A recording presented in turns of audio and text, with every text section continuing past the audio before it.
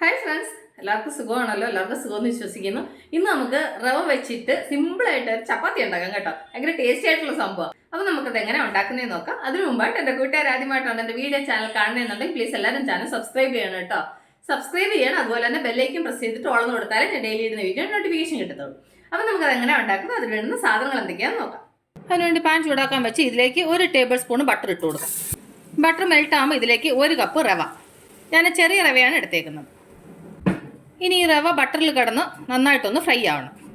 അപ്പോൾ ഒന്നൊന്ന് ഫ്രൈ ആവണം. അപ്പോൾ റവ നന്നായിട്ട് ഫ്രൈ ആയിട്ടുണ്ട്. ഇനി നമുക്ക് ഇതിലേക്ക് നമ്മൾ റവ അളന്ന ഗ്ലാസ്സിന് 2 ഗ്ലാസ് പാലൊഴിച്ച് കൊടുക്കാം. ഇനി ഇത് നന്നായിട്ട് ഈ പാലിനകത്ത് കിടന്ന് ഇത് നന്നായിട്ട് വെന്തൊന്ന് ഡ്രൈ ആവണം. പിന്നെ റവയല്ലേ, റവ വേഗം ഡ്രൈ ആവും. ഓക്കെ, അപ്പോൾ ഇതൊന്ന് വെന്തൊന്ന് ഡ്രൈ ആവട്ടെ. ഇത് നന്നായിട്ട് ഇളക്കി കൊടുക്കണം കേട്ടോ. ഇത് കട്ടയൊന്നും ഇല്ലാതെ നന്നായിട്ട് ഇളക്കണം. കണ്ടില്ലേ, അപ്പോൾ നന്നായിട്ട് വെന്ത് ഡ്രൈ ആയിട്ടുണ്ട്. കണ്ടില്ലേ, ഫുള്ള് പാനിൽ നിന്ന് വിട്ട് വരുന്നുണ്ട്. ഇനി നമുക്കിത് ഓഫ് ചെയ്തിട്ട് ഇനി ഇത് നന്നായിട്ടൊന്ന് തണുക്കണം. അപ്പോൾ നമുക്കിത് വേറൊരു പാത്രത്തിലോട്ട് മാറ്റാം. അപ്പോൾ ഇത് നന്നായിട്ട് തണുക്കട്ടെ. കണ്ടില്ലേ, അപ്പോൾ നന്നായിട്ട് തണുത്തിട്ടുണ്ട്. ഇനി നമുക്കിതിലേക്ക് ഞാനൊരു 2 ടേബിൾ സ്പൂണ് മൈദ ചേർത്തിട്ടുണ്ട്. എന്നിട്ട് അതിൻ്റെ കൂടെ ആവശ്യത്തിന് ഉപ്പ്. ഇനി നമുക്കിത് നമ്മൾ ചപ്പാത്തി മാവ് കുഴക്കത്തില്ലേ, ആ ഒരു പരുവത്തിൽ നന്നായിട്ട് കുഴച്ച് മാവ് പരുവത്തിൽ കുഴച്ചെടുക്കണം. അപ്പോൾ ഞാനിത് നന്നായിട്ടൊന്ന് കുഴച്ചെടുക്കട്ടെ. കണ്ടില്ലേ, അപ്പോൾ മാവ് നന്നായിട്ട് കുഴച്ചെടുത്തു.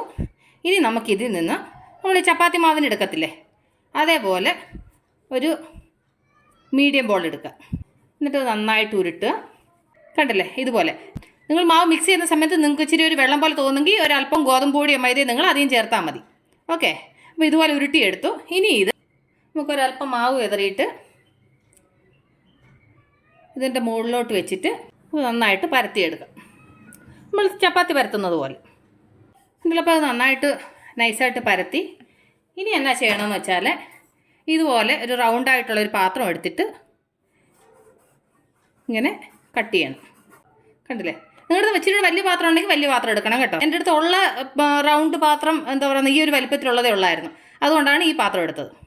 അപ്പം ബാക്കി ഒരു 3-4 എണ്ണം കൂടി ഇതുപോലെ ഉണ്ടാക്കിയെടുക്കട്ടെ.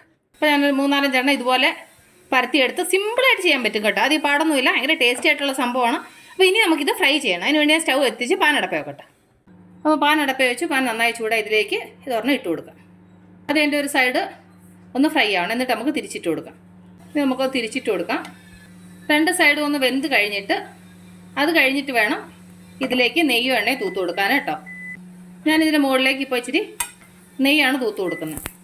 അത് തിരിച്ച് മറിച്ച് വിട്ടിട്ട് 2 സൈഡിൽ നെയ്യ് തൂത്ത് കൊടുക്കണം. നെയ്യ് എണ്ണ എന്തായാലും മതി കേട്ടോ. നന്നായിട്ട് ഫ്രൈ ആവണം. കണ്ടില്ല, അപ്പോൾ നന്നായിട്ട് ഫ്രൈ ആയിട്ടുണ്ട്.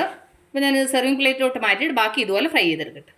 കണ്ടില്ലേ, ഇത്ര സിമ്പിളായിട്ട് ഇത്ര സോഫ്റ്റായിട്ടുള്ള ചപ്പാത്തി നമ്മൾ റവ വെച്ചുണ്ടാക്കുന്ന കണ്ടില്ലേ.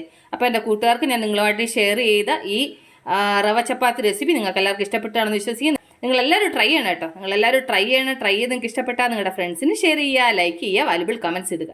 അപ്പോൾ നാളെ നമ്മൾ രുചികരമായ പുതിയ വീഡിയോയും പുതിയ റെസിപ്പിയുമായിട്ട് നാളെ നമ്മൾ വീണ്ടും കാണും വരെ ടേക്ക് കെയർ, ബൈ.